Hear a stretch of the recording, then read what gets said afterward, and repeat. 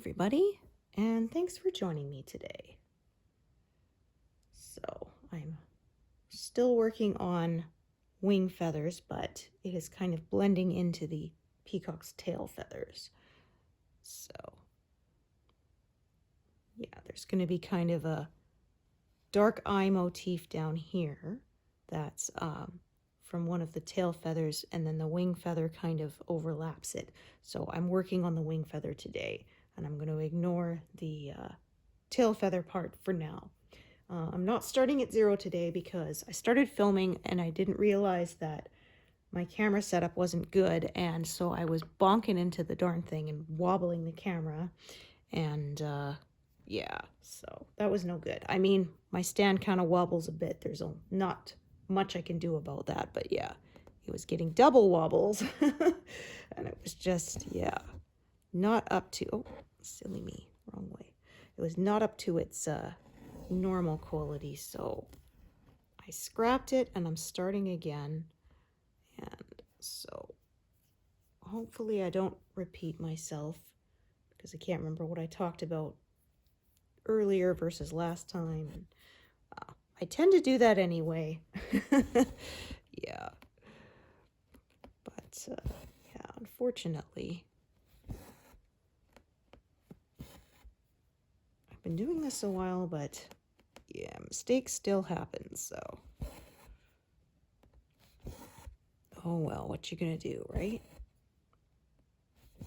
Yeah.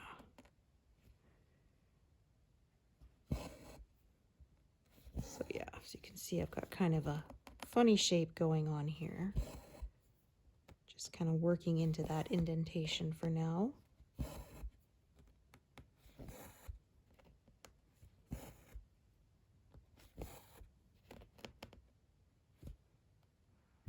Oops. Okay.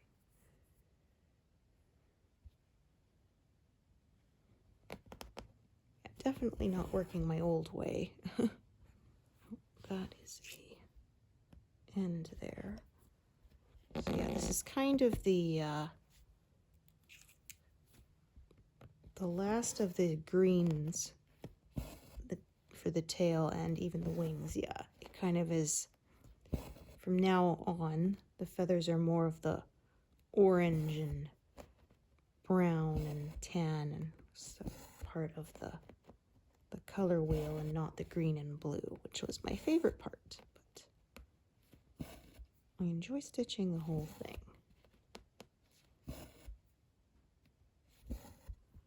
Yeah, so as I said before, we were enjoying beautiful weather, but I know better than to think it's actually spring for real, because today it is cold. Not too cold, but colder. It's minus 15 Celsius. That's, yeah, colder than I like to walk outside, so. And it is supposed to snow soon. We're supposed to get 10 centimeters, which is 4 inches to you who don't use metric. And yeah, Canada uses metric officially, but colloquially not. Yeah, like I said, ask anybody who doesn't work in the medical profession how much they weigh. They're going to give you pounds, not kilos. Height, they're going to give you feet and inches, not centimeters. Yeah, I think we're influenced by our southern neighbors. Yeah, because they don't use metric, so.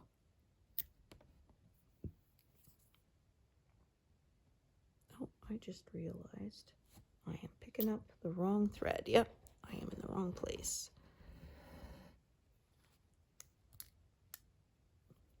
So yeah, we're gonna end up with some funny looking shapes here.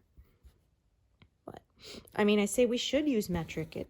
It makes the most sense. Like, they base things on water, so 0 is freezing, 100 Celsius is boiling, 1 milliliter of water weighs 1 gram, takes up 1 cubic, centimeter. Like, yeah, It's all been designed that it is easy to convert.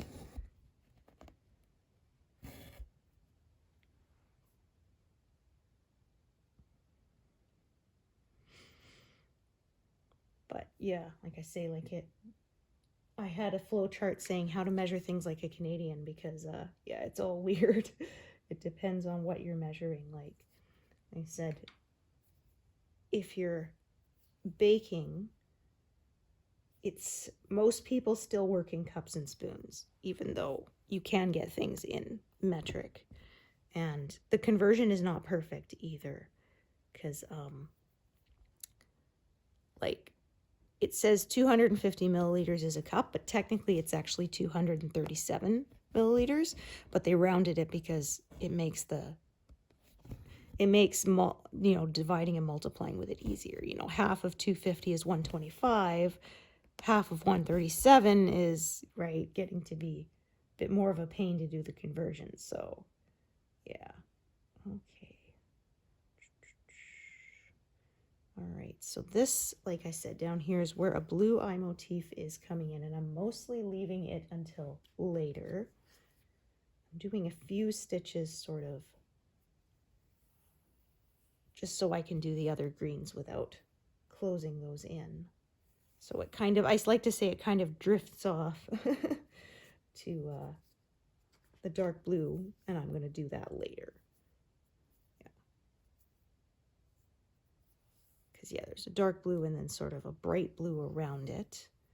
But I'm going to finish stitching sort of the green feather first and then fill in around it.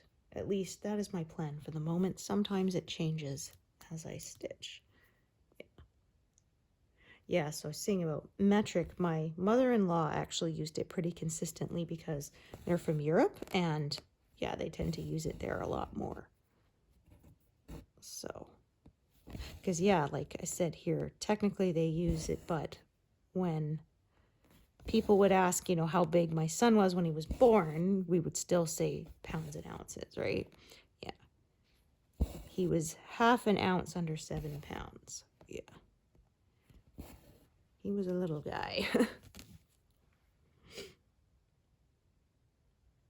I had people ask, oh, was he early? And it's like, no, he was, oh,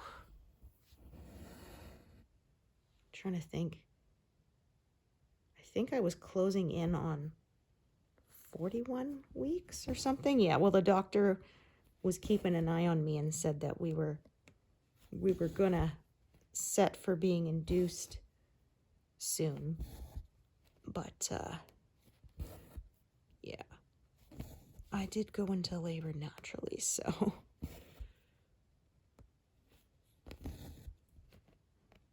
yeah, hard to believe. Like I said, he is 18 end of this month, legally an adult. Oh my gosh.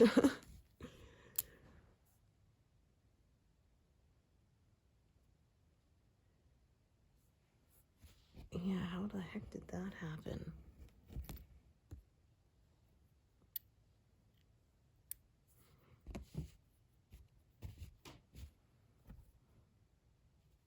Okay, kind of leapfrogging these threads over each other. So yeah, like I said, it's too cold. I'm not going to do my walk outside today. Sort of -10 and anything warmer, I will. Colder than that, I start to, not want to. Well, one of the big problems, too, is when it gets that cold, I want to cover my face, but because I wear glasses, they get all steamed up, and then the steam will freeze into ice, and yeah, you're just walking blind at that point, yeah. I remember trying, and then I would have to actually take off my glasses and like scrape the ice off just about. Yeah. So that's one of the reasons why I would not want to own a dog, because you still got to walk them even if it's bloody cold. And yeah. I like dogs, but I don't want to do the work of owning one. I'm too lazy for that. I will fully own that.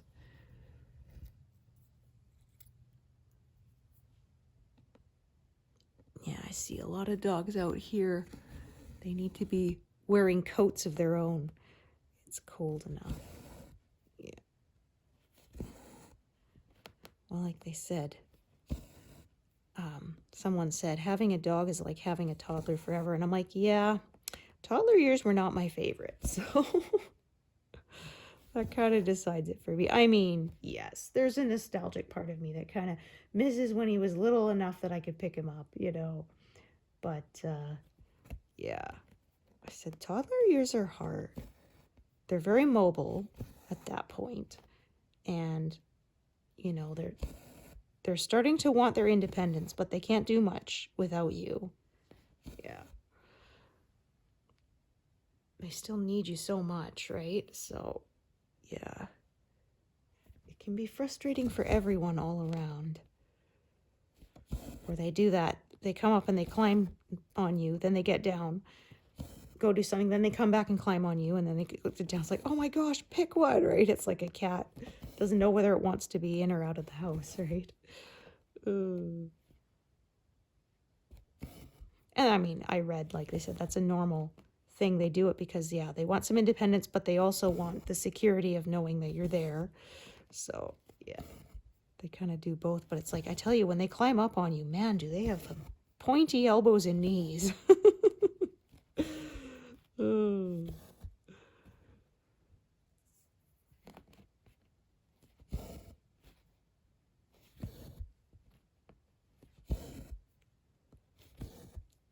Yeah, I had people say, oh, teenage years are worse, but honestly, my kids' teenage years have been pretty easy.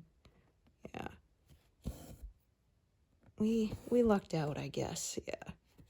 He's a great kid.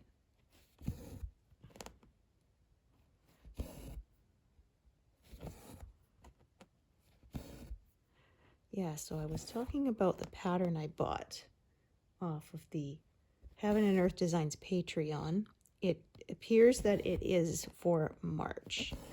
I wasn't sure because I kind of logged in right when it was around the time to change the patterns. They were a little late this month because they're dealing with a lot of personal stuff. And usually it's like the first of the month. So they changed it around the 4th or 5th, something like that.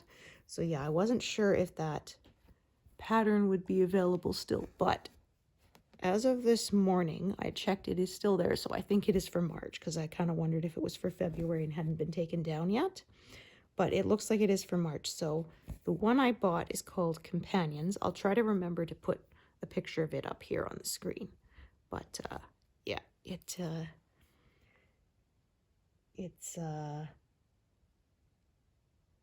lion and a lady, and it's almost all entirely in blue. Yeah, my favorite color. It's there's some, you know, grays and light grays and stuff, but yeah, almost all of it is in blue, and it's beautiful.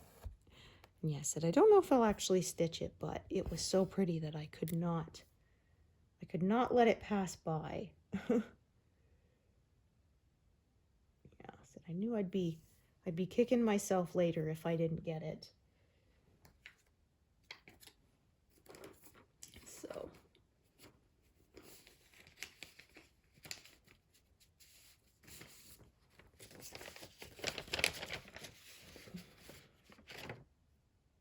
because yeah, they have those, or the stitch along pieces are only for a limited time. But yeah, none of the stitch along ones appealed to me, so I didn't bother. But yeah, they said that it's sort of, they have, if you stitch the whole thing in a year, you get all of the patterns, which is like 12 of them. And if you stitch a certain number of pages, you get a certain number of them. And if you don't stitch anything, you get the pattern that you signed up with. So yeah, if any of them, if you wanted just one, it was worth it joining just for that. But yeah, none of them were for me. Maybe next year, we will see.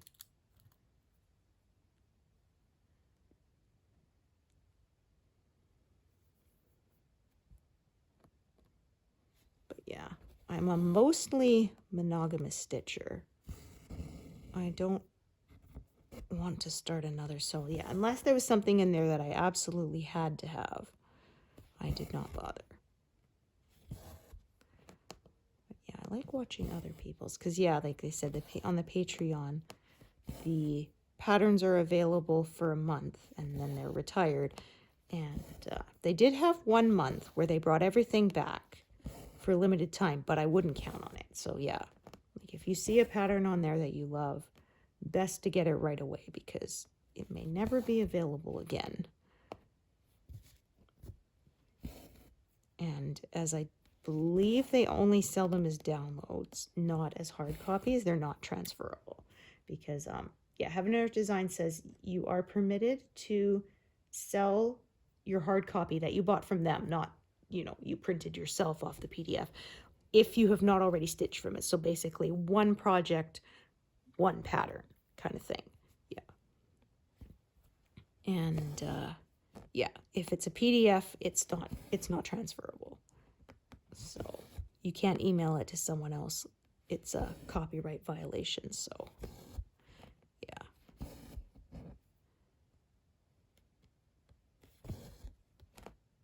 And I understand, you know. They need to get paid. Their artist deserves to get the royalty, right? Yeah.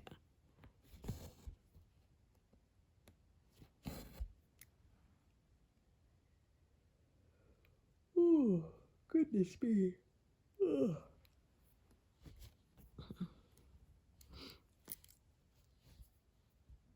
Yes, because I do want to support the artists.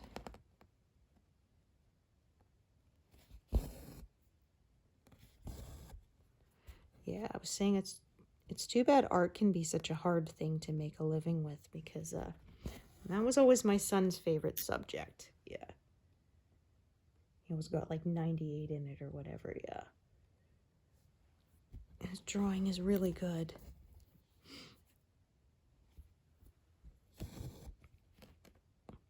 But yeah, I said to my husband, yeah, we have the phrase starving artist. We don't have the phrase starving engineer for a reason, right? Okay.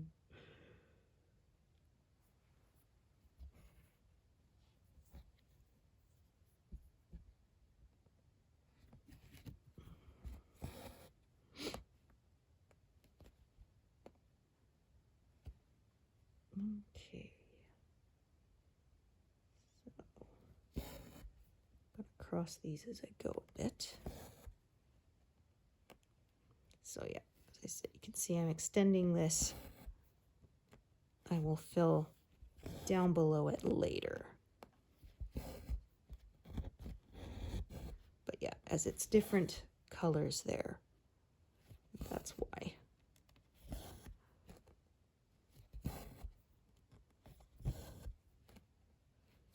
I like to kind of keep to sort of 1 motif at a time these days. So yeah, I'm coming on to 200,000. Woohoo! So yeah, we should get that today. So that's good. So that will be, yeah, 200,000 in under 2 years. Although it's kind of hard to say because I'm counting from May when I started filming with this piece, but I did do some in the months before because I did the top left-hand corner, which was almost all 1 color. Yeah, so I'm not really counting that. So maybe I would say actually 2 years is pretty close to get to 200,000. Yeah, because I said I manage about, oh, I colored that one in, hadn't done it yet, but no problem. I manage about 8,000, pardon me, per month. So that's about, you know, 96,000 per year.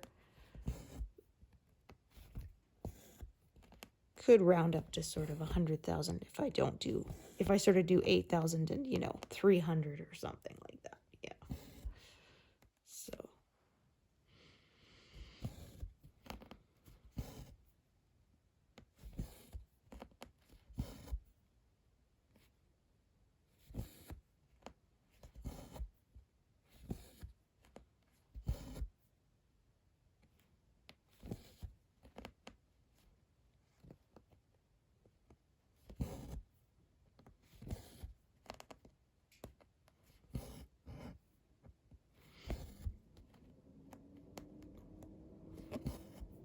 So I did like 70 something stitches before this filming because, yeah, I had messed up with my my camera.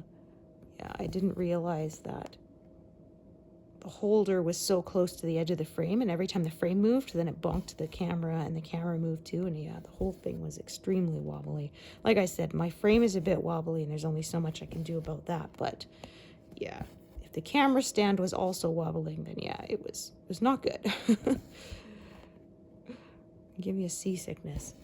Yeah, I always said to people, I never watched the Blair Witch Project, not because, you know, ooh, scary, but because the camera work was so shaky, I'd feel motion sick. Yeah. Like, I saw just little bits of it, and I couldn't watch it because, yeah, it was so shaky that it made me ill.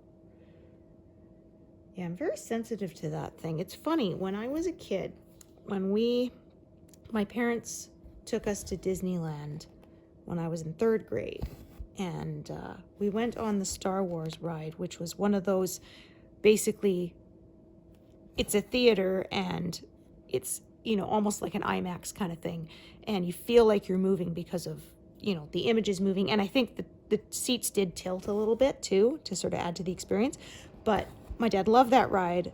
I think we went on it like 4 times in a row. It was totally fine. And then, when I was in grade 10, I was in tour band, and we did our big band trip of the year was to Disneyland, and we went on that ride, and I was so sick. Yeah, like, I had to close my eyes for most of it because I could not handle it, and yeah, I don't know what happened, but yeah, unfortunately. And I had the same thing when we went to Universal Studios, and we went on a Back to the Future one, and same thing. It was, you know, you felt like you were in the DeLorean, and it went back to like prehistoric times, and a big brontosaurus like tries to chomp on the car as it goes by, and yeah.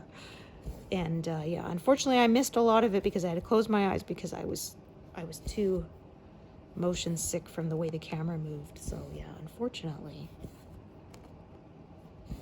I don't know how I would be now, you know, as an adult, but yeah.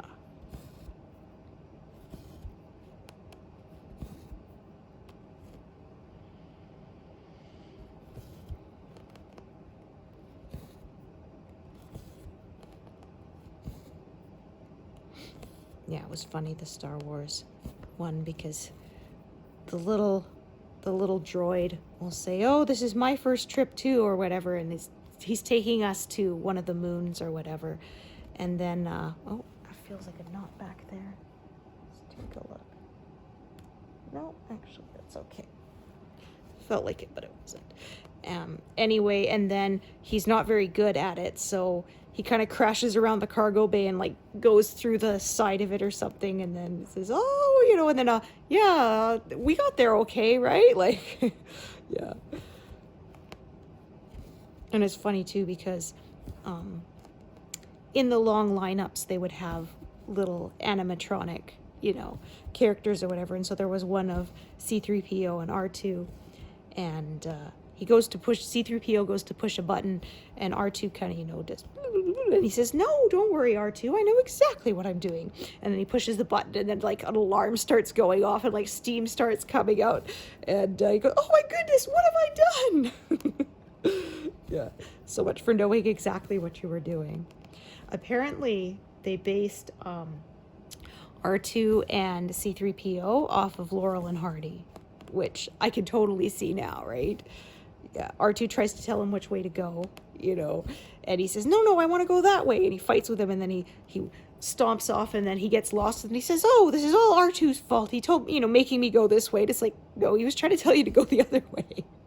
But yeah, it's like Laurel and Hardy, oh, that's another fine mess you got me into, right?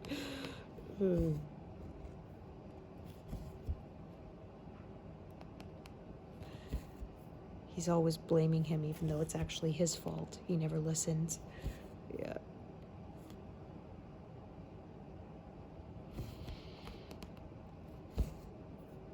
Yeah, we're big sci-fi nerds, so watching all of the Star Wars stuff on Disney Plus was what we did when we first subscribed. Yeah, we're watching a lot of other stuff now, but yeah.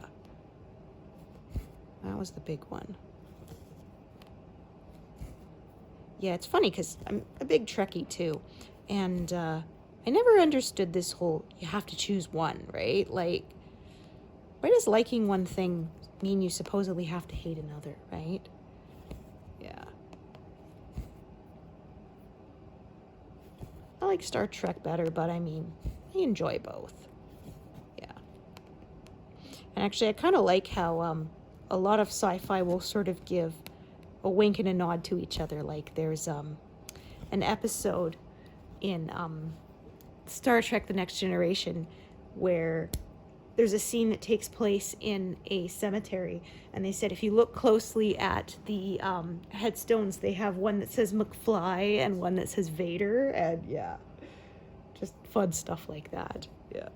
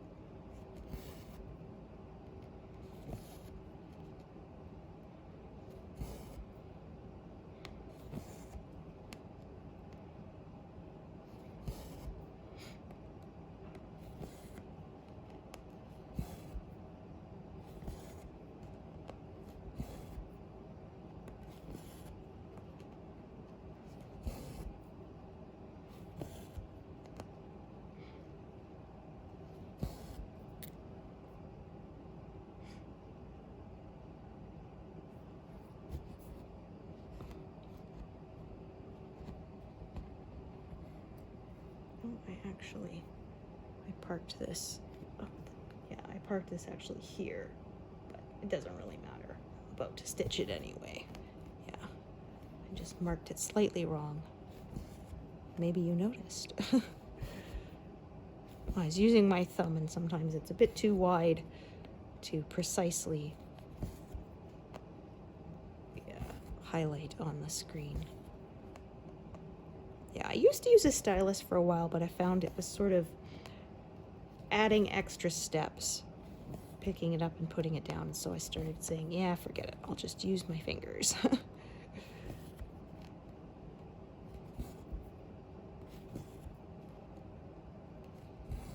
Can wipe off my fingerprints later.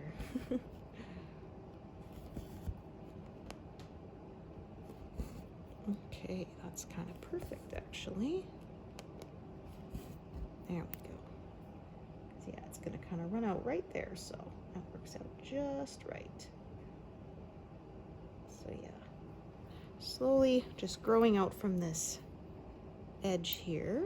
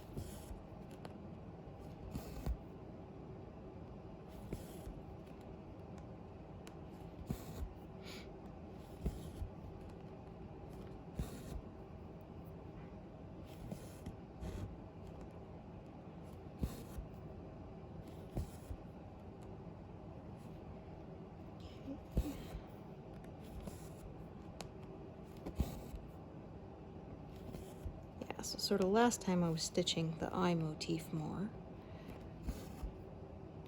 Last time I was stitching with you all.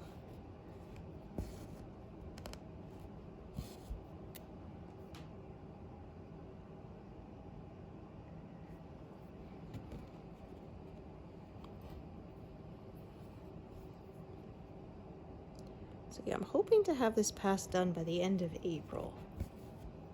We will see.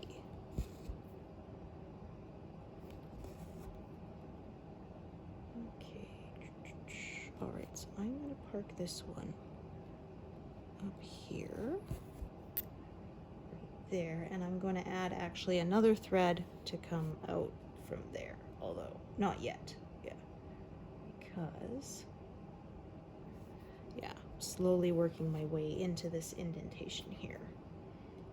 Okay.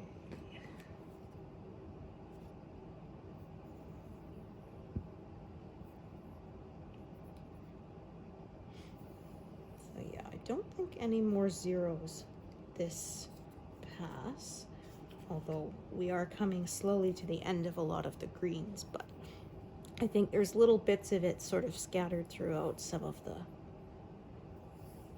rest of the pattern, so we'll see. But yeah, I got 2 zeros so far. One was on camera, one wasn't, but yeah, it means I still have most of my colors left to go.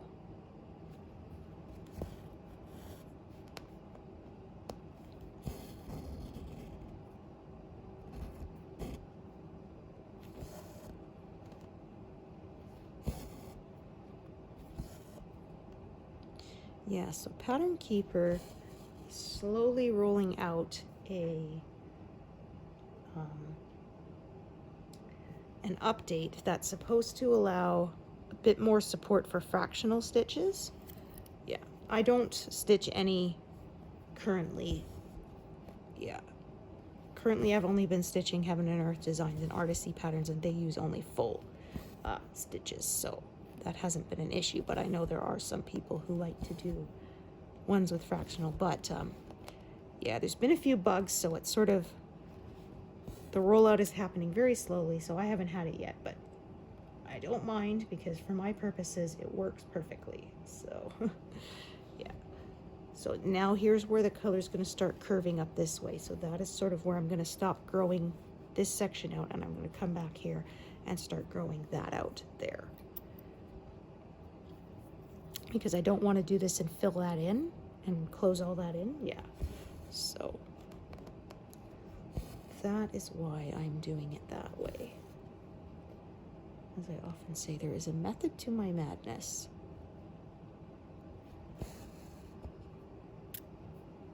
So for the moment I'm leaving the needles on, but I may take them off soon. Yeah, I often, when I'm not working a section, I'll often just reset, take all the needles off. Keeps things from tangling.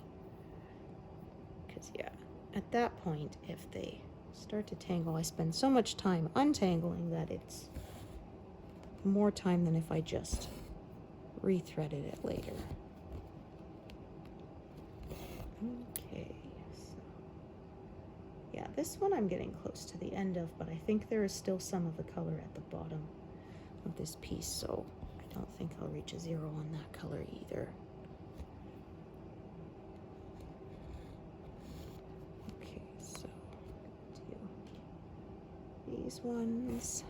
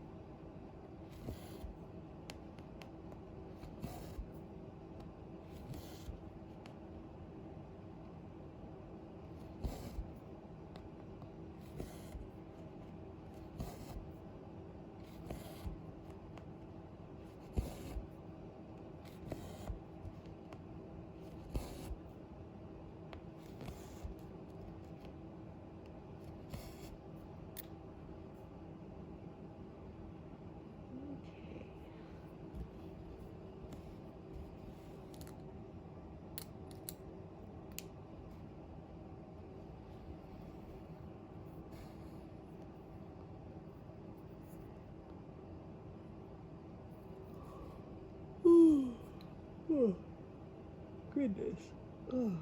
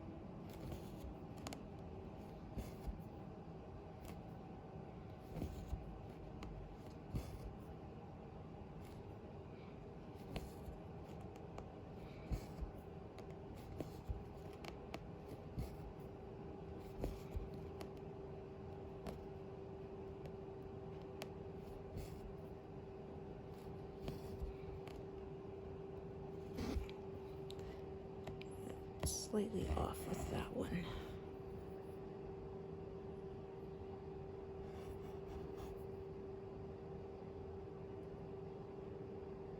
Oh, goodness. So close to the end here, yeah. Starts to get fuzzy. And I'm actually going to do this one here too.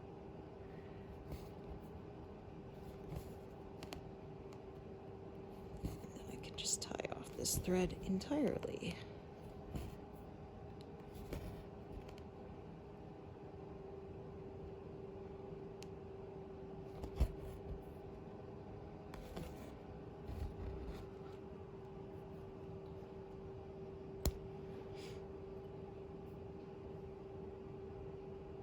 Oh, look at that. I passed 200,000 and I didn't even notice. I was so absorbed in stitching. Yeah. Woohoo. That is exciting. Yeah, we are getting close to being 2/3 done.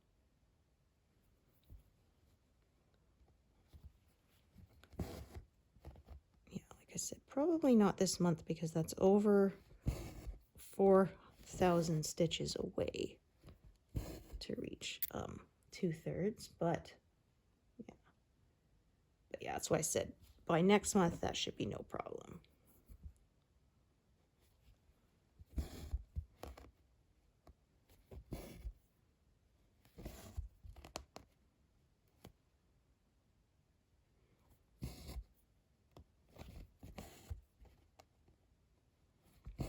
Yeah, pretty soon I'm going to move the whole frame over again.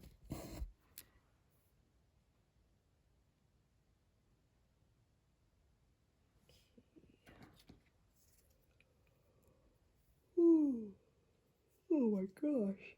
Ugh.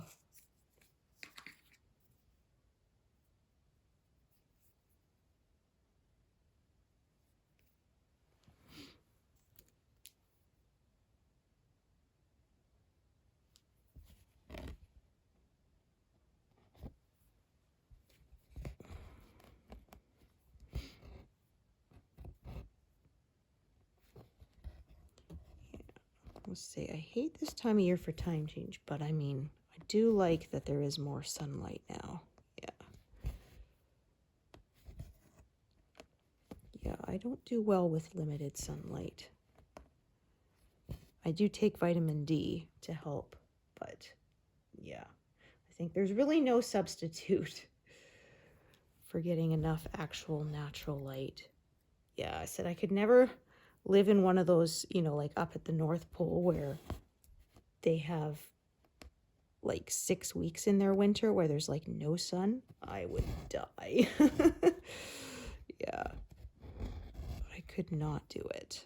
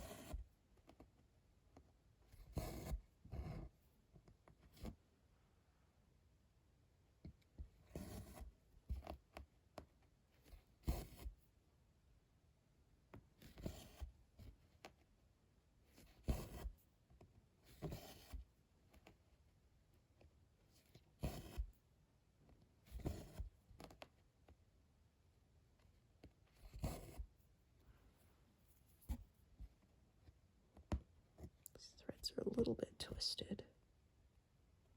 So there. Just kind of coax them to not be.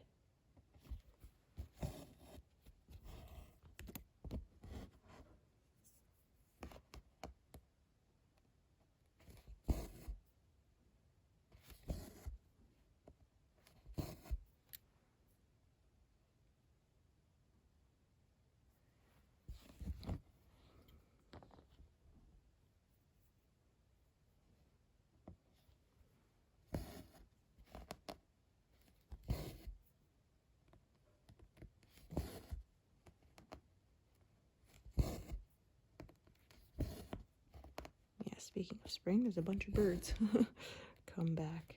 Yeah, at least they can't get inside my vent anymore. My kitchen, yeah. There was one really persistent little one that kept trying to build a nest in there. To keep chasing him off. Yeah, because I had one time I was thinking, man, the birds are really loud right now. Why is that so loud? It almost sounds like it's inside the house. And then I came over and I was like, yeah, it was inside the vent for my stove. So yeah, I had to chase him away and I taped it shut. And I would have to untape it, you know, I was cooking certain foods that were more smoky and I needed to use the fan. And then he would come back and yeah. So finally had my husband put a netting around it so that, yeah, the air can flow, but animals cannot get through. Okay.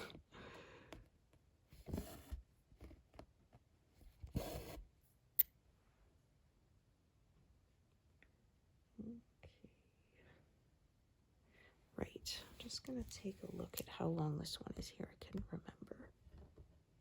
Not very, okay. All right, so we'll join another thread here.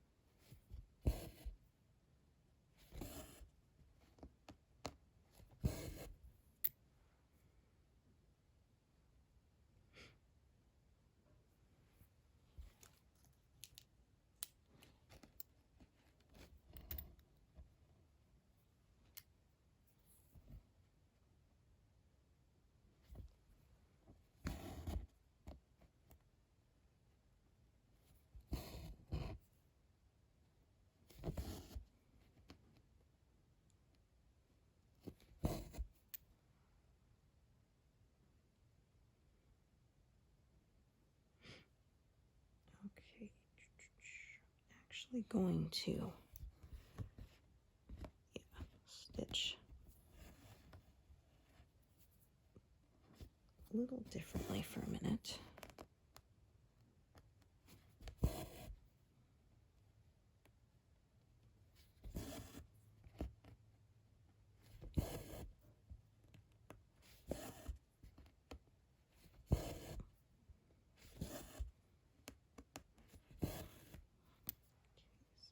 Those, and then I'm going to do, yeah, add another one there.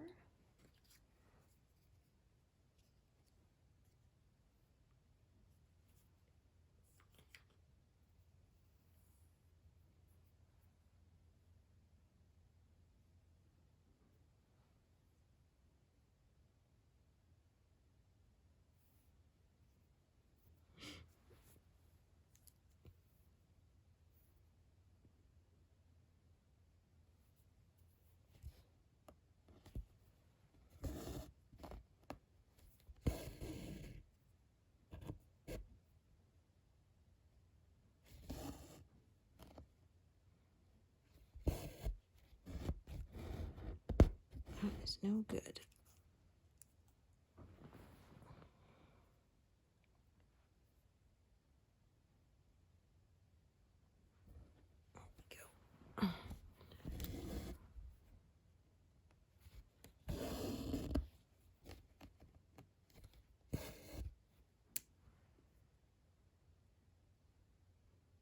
Okay, so I did all that so that I could do this.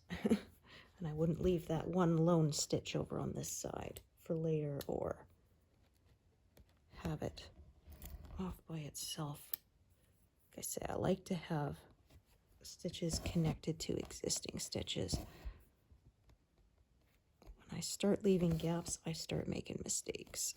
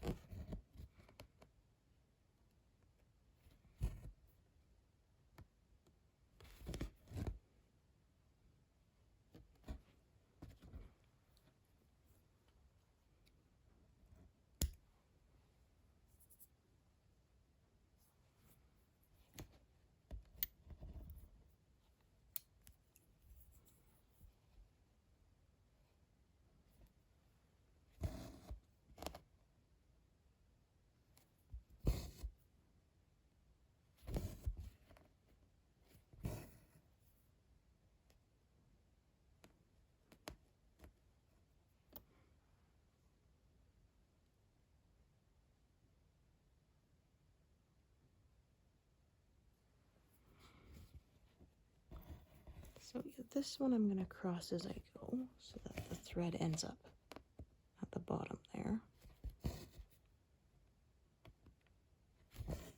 That's just what makes sense for the path I want to take with this.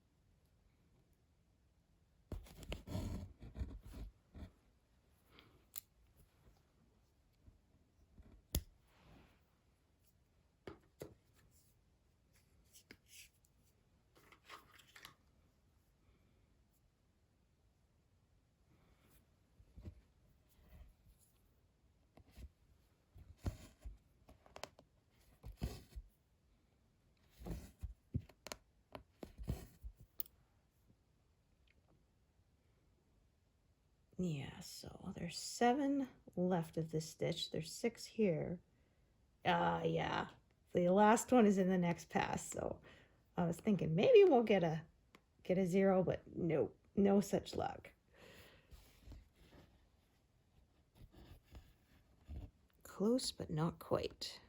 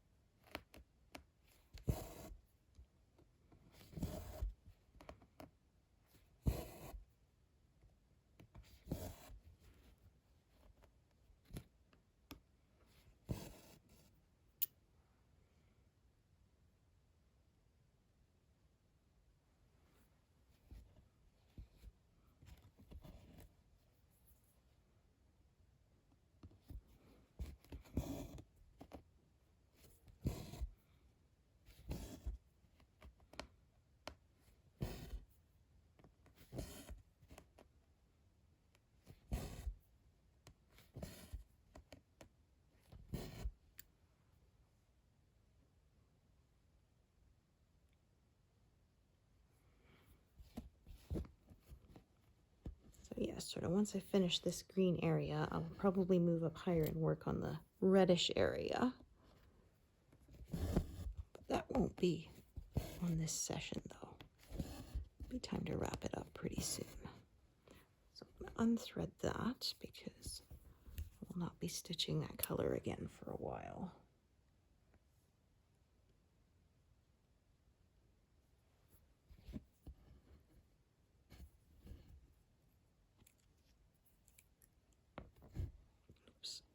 There we go. My gosh. There we go. That's better.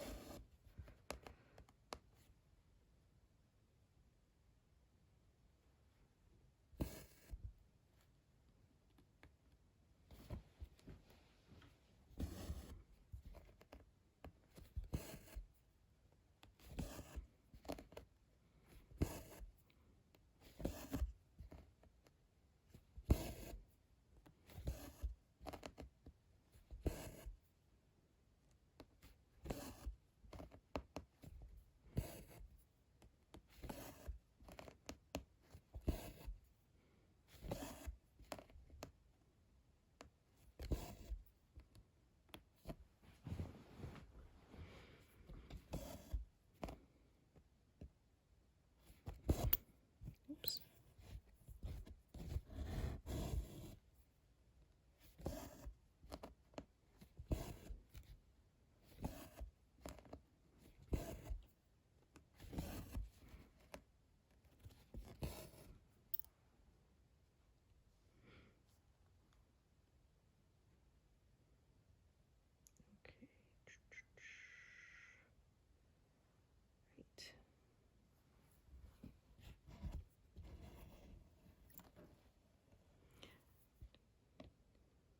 Okay, so actually, hang on a sec. Something is probably going to end up closed in here. Yeah. Sometimes, since I'm not stitching sort of in rows, that tends to happen a bit more. That's okay.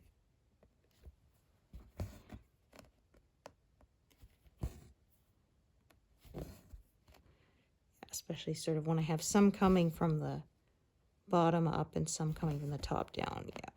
The way things cross over each other, that kind of just, sometimes it happens. So like I say, I try to avoid closing stuff in, but I mean, sometimes if it happens, I don't, it's not a set in stone rule for me. Really, my only set in stone rule is to always park in the same place I will next be using a color. So always in the top right hand corner so I don't mix myself up. Yeah, when I first started parking, I parked some in the lower left, but then the problem was I couldn't always be sure which square the thread belonged to. I could end up with 2 threads coming out of the same spot because one was from top left of the one corner and one was from the top right and one was from the bottom left. And so, yeah, that is really my only rule. Well, that, and of course, making sure that you always cross your top legs of the stitch the same way. So yeah, those are sort of only my two firm rules. The rest are just guidelines.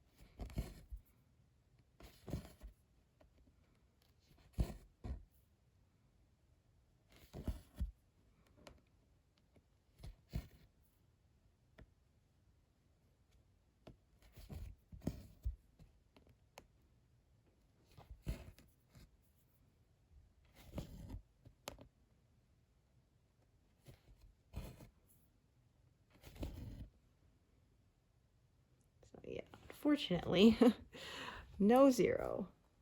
Still one pesky stitch left. Would have been nice to get another, but oh well.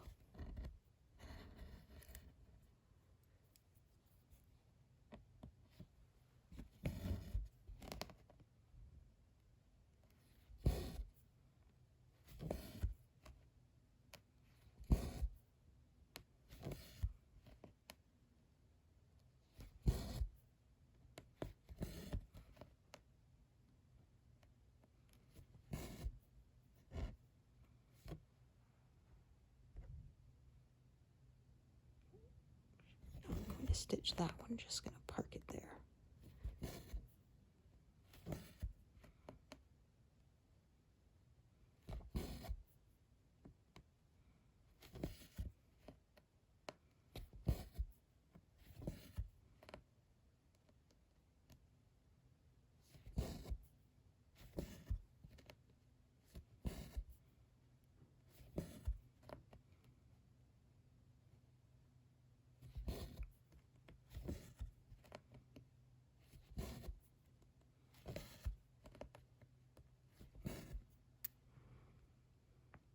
All right, so I think I'm just going to kind of smooth this indentation here for now, because I'm probably going to go up to the top for a bit to fill that in. We'll see. I'll sort of decide, but yeah, I've done quite a bit on camera. I know I started at around 70 something at the beginning of this session, but that means I did over 200 with you all, so that's not bad.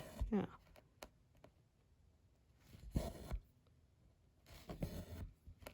Yeah, so sort of filled in this whole area here.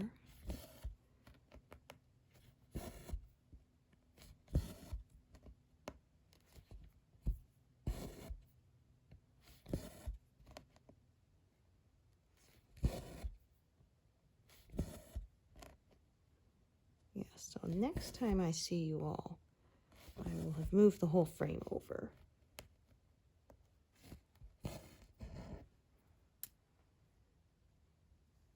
Yeah, 293. Like I said, I didn't do them all on camera, but still did quite a lot. So thank you so much for joining me today, and hope to see you here next time. Thanks, everyone. Bye.